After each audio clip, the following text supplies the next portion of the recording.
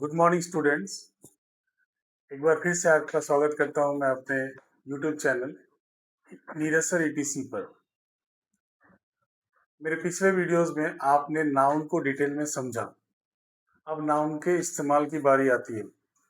Noun के इस्तेमाल सबसे ज़्यादा एडजेक्टिव और डिटर्मिनर्स के साथ होते हैं, या फिर कह सकते हो कि एडजेक्टिव या डिटर्मिनर्स सबसे ज़्यादा या फिर केवल और केवल नाउन के साथ इस्तेमाल होते हैं। एडजेक्टिव नाउन को डिस्क्राइब करते हैं, डिटर्मिनर्स नाउन का स्टेटस शो करते हैं। बहुत सारे बच्चों में कंफ्यूजन है। लोअर क्लासेस में बताया गया था, ये जो सारे ऑप्शंस बताए गए थे उसको एडजेक्टिव के रूप में बताया गया था। ऊपर क्लास में आने के बाद डिटर्मिनर्स बताया गया। कुछ क्लासेस में तो मिडिल रेंज की जो क्लासेस है 6 में, 5 में, बहुत सारी क्लासेस में adjective and determiners both are chapters there. So students get confused. So I am today here to clarify you and create a clear concept about the difference between adjective and determiners. In fact, if you see basically the use of the words, on the basis of the uses, the words of both the words are of same category. They both of them are used with noun. दोनों के दोनों noun के साथ ही इस्तेमाल होते हैं।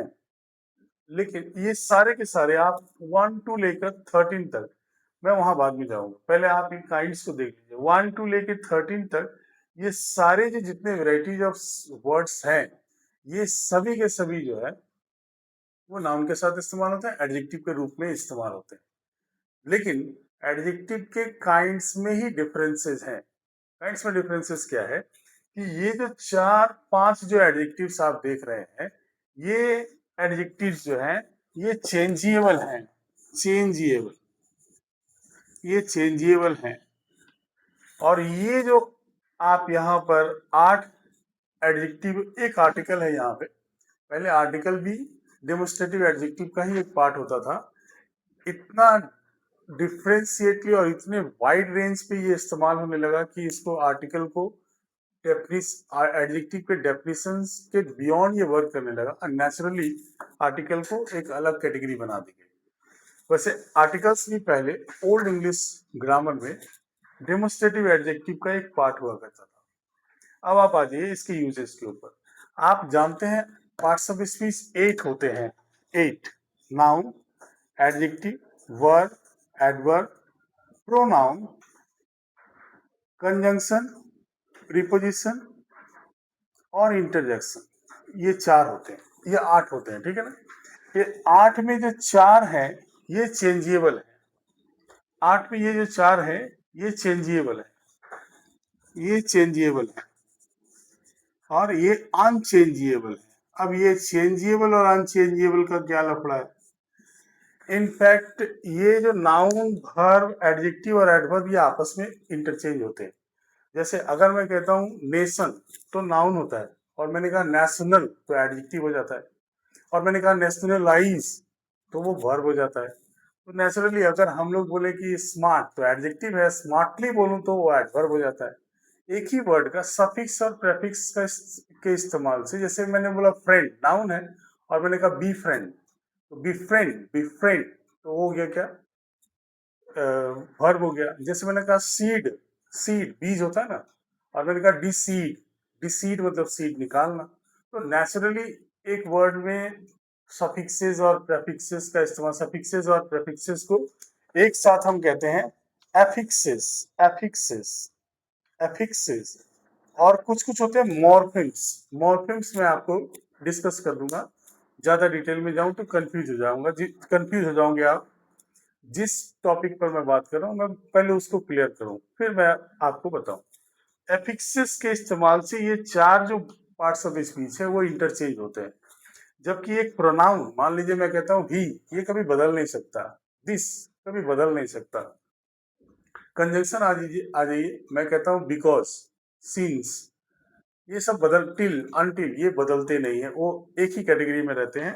Preposition आ जाइए, bye, for, बदलते नहीं है। इंटरजेक्शंस आ जाइए, हुर्रे, अलास, ओ, तो ये कभी बदलते नहीं, तो ये अनचेंजेबल है, राइट राइट। और ये चेंजेबल है। अब हम एडजेक्टिव में आते हैं। मान लीजिए ये पूरे के पूरे काइंड्स एडजेक्टिव का ही काइंड्स है, तो इन काइंड्स के अंदर भी दो कैटेगरी बन जाते हैं। कुछ होते हैं चेंजेबल और कुछ होते हैं अनचेंजेबल। जैसे आप देखिए, अब मैं बोलता हूँ adjective of quality, adjective of quality, descriptive adjective, proper adjective, participial adjective और नॉमिनल एडजेक्टिव। ये जो पांचों हो गए, ये चेंजेबल है। जैसे अगर मैं बोलता हूँ नाइस, तो मैं बोल सकता हूँ नाइसनेस। स्मार्ट बोला तो स्मार्टनेस बोल सकता हूँ। गुड है तो गुडनेस बन सकता है। मैंने वुड को वुडन बना दिया। यहाँ आ जाइए, डिस्क्रिप्टिव एडजेक्टिव और क्वालिटी एडजेक्टिव ऑफ क्वालिटी में एकदम स्लाइट हेयरलाइन डिफरेंस है। क्या डिफरेंस है? ये एक्चुअली एडजेक्टिव ऑफ क्वालिटी किसी के क्वालिटी को डिस्क्राइब करता है, जबकि डिस्क्रिप्टिव एडजेक्टिव किसी चीज को डिस्क्राइब करता है। वो कहाँ से बिलोंग करता है, वो किस चीज से बना हुआ है, वगैरह वगैरह बहुत सारी बातें, बहुत दूसरे डिस्क्रिप्शन देते हैं जिनको हम लोग क्वालिटी के बजाय डिस्क्रिप्शन कहना ज्यादा बेहतर समझेंगे। इसीलिए ऐसे एडजेक्टिव्स को, ऐसे वर्ड्स को जो डिस्क्राइब कर रहे हैं, खास करके अदर डिस्क्रिप्शंस दे रहे हैं क्वालिटी के अलावा, इन्हें हम डिस्क्रिप्टिव एडजेक्टिव कहते हैं। अब आज ये प्रॉपर एडजेक्टिव जो प्रॉपर नाउन से बना हुआ है, इंडिया बन गया इंडियन, चाइना बन गया चाइनीज। पार्टिसिपियल एडजेक्टिव, आप जानते हैं V3 और V4 को हम कहते हैं पार्टिसिपल। V3 को हम कहते हैं पास्ट पार्टिसिपल और V4 को कहते हैं प्रेजेंट पार्टिसिपल। जब V3 और V4 एडजेक्टिव के रूप में यूज हो जाए, तो हम उन्हें कहेंगे पार्टिसिपियल एडजेक्टिव। जैसे broken, broken chair, break, broke, broken, V3। और इम्पोर्टेड, इम्पोर्ट करना वर्ब हो गया, और इम्पोर्टेड हो गया क्या? Imported cloth, imported furniture. Charming, charm से चार्मिंग हो गया। तो इस हिसाब से ये क्या हो गए? पार्टिसिपियल एडजेक्टिव्स हो गए। अब आ जाइए नॉमिनल एडजेक्टिव। नॉमिनल मतलब नाउन, नाउन से रिलेटेड या नाउन से बना हुआ। नॉमिनल एडजेक्टिव मतलब नाउन से बने हुए एडजेक्टिव। जैसे देखिए, स्कूल नाउन होता है और बस नाउन होता है, लेकिन जब हम दोनों को जोड़ देंगे, स्कूल बस, तो स्कूल एडजेक्टिव के रूप में काम करेगा, बस नाउन हो जाएगा। क्लास टीचर, दोनों नाउन एक साथ यूज करें, क्लास टीचर तो क्लास नाउन हो गया, टीचर जो है क्लास जो है एडजेक्टिव हो गया, और टीचर नाउन के रूप में काम कर रहा है। तो इस हिसाब से ये जो चारों है ना, ये दूसरे चीजों से इंपोर्ट करके बना, या इसको आपस में भी हम लोग चेंज कर सकते हैं। इसको एक पार्ट ऑफ स्पीच से दूसरे पार्ट ऑफ स्पीच में चेंज कर सकते हैं। बल्कि जबकि ये जो हम यहाँ पे जो 8 ये देख रहे हैं, काइंड्स देख रहे हैं, ये बदल नहीं सकते। इन्हीं को एक नए अनचेंजेबल पार्ट ऑफ स्पीच के रूप में यहाँ पे जोड़ दिया गया, अनचेंजेबल कैटेगरी में जोड़ दिया गया डिटर्मिनर के नाम से। यहीं से डिटर्मिनर आया। अब आप समझिए कि ये जो 8 डिटर्मिनर से adjective, determiner of quality, sorry determiner of quantity जो कि अनकाउंटेबल नाउन के साथ यूज हो रहा है, डिटर्मिनर ऑफ नंबर जो कि काउंटेबल के साथ खाली यूज होता है, इंडेफिनिट डिटर्मिनर दोनों के साथ यूज हो जाते हैं, काउंटेबल और अनकाउंटेबल दोनों के साथ यूज हो जाते हैं, पॉजेसिव डिटर्मिनर जो पोजीशंस दिखलाते हैं, डेमोन्स्ट्रेटिव जो डेमोन्स्ट्रेट करते हैं, डिस्ट्रीब्यूटिव्स में 4 होते हैं, आइदर, नेदर, ईच, एवरी, और इंटरोगेटिव में बस यही 5, डिस्ट्रीब्यूटिव में बस यही 4, डेमोन्स्ट्रेटिव में बस यही 5। तो इस हिसाब से ये डेफिनिट है और ये चेंज नहीं होते और ये बदलते नहीं, और इसका इस्तेमाल दूसरे ढंग से भी नहीं होता। कहीं कहीं कुछ पॉजेसिव्स, डेफिनिट वगैरह का ये सब एडजेक्टिव और डिटर्मिनर्स में, एडजेक्टिव और डिटर्मिनर्स और प्रोनाउन में बहुत सारी सिमिलरिटीज है। कई बार जब खुद ही वो वर्ड किसी नाउन के लिए स्टैंड कर जाए, तो नाउन को रिप्रेजेंट कर दे, तो हम उसे प्रोनाउन कहते हैं, लेकिन जब वो नाउन के साथ आता है तो हम उसे एडजेक्टिव या डिटर्मिनर कहते हैं। जैसे आप देखिए यहाँ पे, दिस इज माई बुक, ठीक है।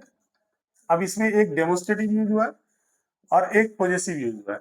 अब मैं इसको इंटरचेंज करता हूँ, मैं कहता हूँ दिस बुक इज माइन। अब यहाँ देखिए, ये माइन जब बुक के साथ खड़ा है तो ये एडजेक्टिव हो गया, या आप इसको डिटर्मिनर कह सकते हैं, ये एक डिटर्मिनर है। लेकिन यहाँ पे, और ये क्या है, दिस क्या है, दिस प्रोनाउन।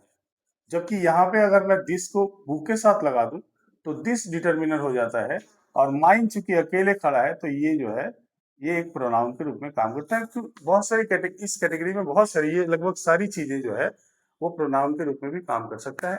अगर वो अकेले ही नाउन को रिप्रेजेंट कर दे तो वो प्रोनाउन हो जाएंगे, अदरवाइज जब ये नाउन के साथ आ रहा है तो ये डिटर्मिनर्स होते हैं। अब देखिए यहाँ तक की जो विद्या आपको मिली एडजेक्टिव और डिटर्मिनर का, वो इनफैक्ट सफिशियंट नहीं है। आपको जानना ये पड़ेगा कि इनके इस्तेमाल कैसे होते हैं, यूजेस कैसे होते हैं। अब इसके यूजेस ही आपको करने हैं, क्योंकि लोअर क्लासेस में हो सकता है कि 5, 6, 7 क्लासेस में आपको डिटर्मिनर्स, डेफिनेशन, काइंड पूछे भी। 9, 10 क्लासेस में और ऊपर के क्लासेस में, यहाँ तक कि बोर्ड एग्जाम में भी आपको कोई काइंड्स वगैरह थ्योरी तो पूछते नहीं है, आपको यूजेस पूछते हैं। तो यूजेस में आप जान लीजिए कि ये सारे जो वर्ड हैं इन सभी को अपने को अनकाउंटेबल में यूज करना है, काउंटेबल में नहीं डालना है। जैसे मान लो मैं बोला कि लेस स्टूडेंट्स हैव कम, गलत हो जाएगा। आपको फ्यू लगाना होगा। लिटिल जो है, लेस जो है लिटिल का कॉम्परेटिव फॉर्म है, तो आपको अगर वहां पे कम स्टूडेंट आया है तो हम वहां बोलेंगे फ्यू, या उससे भी कम है तो फ्यूअर बोलेंगे, लेस नहीं बोलेंगे। इन सारी बातों का ध्यान रखना है। पॉजिटिव पॉजिटिव सेंटेंसेस में हम लोग सम यूज करते हैं। अगर हम उसको इंटरोगेटिव या निगेटिव बनाएंगे तो उसमें एनी लगा देंगे, जैसे कि आई नीड सम वाटर। अगर मैं पूछ रहा हूँ तो do you need any water. कई बार क्या होता है कि सम से भी क्वेश्चन पूछते हैं। एक बार फिर से आ जाइए, लिटिल और फ्यू का 3 तरह से यूज होता है, लिटिल, अ लिटिल और द लिटिल। अनकाउंटेबल और काउंटेबल में फ्यू, द फ्यू और अ फ्यू। तो ये क्या होता है ना कि अगर मैं खाली आप लिटिल कहते हैं, I have little knowledge in maths, तो इसका मतलब आप निगेटिव बात कर रहे हैं, यानी कि नहीं है, लगभग नहीं के बराबर। Few students know about this matter, मतलब बहुत कम स्टूडेंट जानते हैं, नहीं के बराबर स्टूडेंट जानते हैं। लेकिन अगर उसी में आप ए लगा दें, अ फ्यू स्टूडेंट्स नो, कुछ लड़के जानते हैं। I have a little knowledge in maths, थोड़ा जानकारी है मुझे, तो उस वो पॉजिटिव हो जाता है। खाली फ्यू और लिटिल ऑलमोस्ट निगेटिव का सेंस देता है। और वहीं पे अगर द आप उसमें लगा दे तो द लिटिल, द फ्यू मतलब जितना है सब। The little money I have is quite enough to buy a car. The few students who are present, all are first divisioners, all are toppers in their classes. तो the few मतलब जितने हैं सभी, या the little मतलब जितने हैं सभी, तो इस हिसाब से। और इनफ और सफिशियंट आप जानते हैं, इनफ मतलब जितना चाहिए उससे भी ज्यादा है, और सफिशियंट मतलब जितना चाहिए उतना है। ये सारा सेंस को, अगर आप सेंस को क्रिएट कर लें अपने दिमाग में, अगर कंसेप्ट को क्लियर कर लें, तो आपको रूल्स की जरूरत नहीं पड़ती है। कई बार ऐसे सिचुएशंस आते हैं, बच्चे तुक्का मारकर सही कर जाते हैं, और वो तुक्का उसी आधार पे होता है कि अगर उस वर्ड का सही इस्तेमाल उन्होंने पहले किया हुआ है तो उसे डिटर्मिनर्स और काइंड्स और एक्सेट्रा जानने की कोई जरूरत नहीं है, वो तुक्का मारकर भी सही आंसर कर लेते हैं। तो इसके लिए क्या होना है, आपको उस पर्टिकुलर क्वेश्चन के डिमांड को समझना पड़ेगा, और वहां पे ये क्या सेंस क्रिएट करा। अगर सेंस अगर आप समझ जाते हैं तो ये सारे डिटर्मिनर्स को आप बिना पढ़े भी, अंदाजिफिकेशन जिसको हम लोग कहते हैं, एक टर्म बड़ा यूज होता है एग्जामिनेशन में, तो अंदाज से भी लोग जो है उसको फिलअप कर देते हैं। पॉजेसिव तो सब्जेक्ट जैसा होगा। एक बात याद रखिएगा, बहुत सारे बच्चे रॉन्गली यूज करते हैं, वो अपनी किताब पढ़ रहे, he is reading own book, नहीं। जब सिंपली एक बार अपना वर्ड अपना आ रहा है ना, तो अपना के लिए हम लोग क्या है, ये जो वर्ड है अपना, तो अपना के लिए हम लोग क्या है ना, ओन यूज नहीं करते। एक बार अगर वो आ रहा है तो वो सब्जेक्ट के हिसाब से होता है। अगर बोल रहा है मैं अपना किताब पढ़ रहा हूँ, I am reading my book, हम लोग अपने किताब पढ़ रहे हैं, we are reading our book. तुम अपने घर जा रही हो, you are going to your home. तो अपना के सेंस में हम लोग क्या करते हैं, अपना के सेंस में हम लोग ये पॉजेसिव का इस्तेमाल करते हैं। ये सारे क्या कहते हैं, मैस्कुलिन, फेमिनिन, ठीक है ना। और ये इट्स जो है वो नॉन लिविंग थिंग के लिए इस्तेमाल होता है। दिस, दैट, दीज, दो, समझ रहे हो। दिस क्लोज चीजों के लिए होता है, प्रेजेंट के लिए होता है, सिंगुलर के लिए होता है, और दैट पास्ट टेंस के लिए होता है, दूर की चीजों के लिए होता है। दीज प्लूरल, जो पास में है प्लूरल है तो दीज, दूर में है प्लूरल है तो दोज। और पास्ट टेंस की बात करें, दोज डेज। प्रेजेंट की बात कर रहे हैं प्लूरल में, तो दीज डेज। तो इस हिसाब से ये हो गया each every, each every, either, neither, each every. थोड़ा सा ध्यान दीजिएगा, आइदर यानी कि दोनों में से एक, या आइदर में से दोनों। जैसे हम कहते हैं कि both the shirts are very nice, you can buy either, मतलब इन दोनों में से कोई भी एक ले सकते हैं। या फिर मैं कह सकता हूँ कि there are trees on the either side of the road, there are trees on the either side of the road. तो आइदर साइड मतलब वहां पे दोनों हो गया। ठीक है, there are 11 players on the either side of a cricket team. तो इस हिसाब से दोनों आइदर मीन्स हो जाता है दोनों, और कभी कभी आइदर का मतलब एक, दोनों में से एक भी होता है। ईच और एवरी का दोनों का लिटरल मीनिंग देखा जाए तो सेम होता है, जबकि अगर हम स्मॉलर नंबर में यूज करेंगे each student of this batch, ठीक है ना, each member of the family, लेकिन लार्जर नंबर में अगर यूज करेंगे तो हम लोग एवरी यूज करेंगे। और यहाँ आ जाइए, इंटरोगेटिव के बहुत सारे वर्ड होते हैं, याद रखिएगा, सारे इंटरोगेटिव डिटरमिनर्स नहीं होते। बहुत सारे बच्चों को जब मैं इंटरोगेटिव बोलता हूँ क्लास में, who, why, which, where, can बोलना शुरू करते हैं, लेकिन ऐसा नहीं है। इंटरोगेटिव डिटरमिनर्स केवल वो इंटरोगेटिव वर्ड्स होते हैं जो नाउन के साथ इस्तेमाल हो सकते हैं, जैसे व्हाट, विच, हुज के 3 फॉर्म होते हैं, हु, हुज, हुम। लेकिन हम हु और हुम को नाउन के साथ इस्तेमाल नहीं कर सकते, केवल हुज को कर सकते हैं, that is why whose is a determiner. और यहाँ हाउ मच और हाउ मच अनकाउंटेबल नाउन के साथ, और हाउ मेनी काउंटेबल नाउन के साथ। और इसके अलावा आर्टिकल्स के अंदर आता है ए एंड द भी है, डिटरमिनर्स की कैटेगरी में आता है। और आर्टिकल्स एक दिखने में तो छोटे 3 शब्द हैं, लेकिन बड़ा ही इंपॉर्टेंट है, आपके हर सेंटेंस को ये प्रभावित करता है। तो नेचुरली आर्टिकल एक इंपॉर्टेंट चैप्टर है, वो मैं आपको अगले वीडियो में बताऊंगा। दोस्तों वेट कीजिएगा, मेरे अगले वीडियो को जरूर सपोर्ट कीजिएगा, और मैं एक सेपरेट वीडियो आर्टिकल के ऊपर आपको डालूंगा, और उसे देखिएगा। एक बात मैं बताता चलूं कि आप कोई भी चैप्टर है, मोस्ट कॉमन टॉपिक भी ग्रामर का है, चाहे वो डिटरमिनर हो, चाहे वर्ब फॉर्म हो, चाहे वो टेंसेज हो, चाहे एक्टिव पैसिव वॉइसेज हो, कोई भी चीज, किसी भी टॉपिक को अगर आप जानते भी हैं तो एक बार प्लीज मेरे वीडियो को जरूर देखिएगा। उसमें आपको जानने वाली चीजों के ऊपर भी कुछ नया सीखने को जरूर मिलेगा, ये मेरा विश्वास है। Hope you are all fine. अपना बहुत बहुत ख्याल रखिएगा, मिलते हैं अगले वीडियो में। Thank you.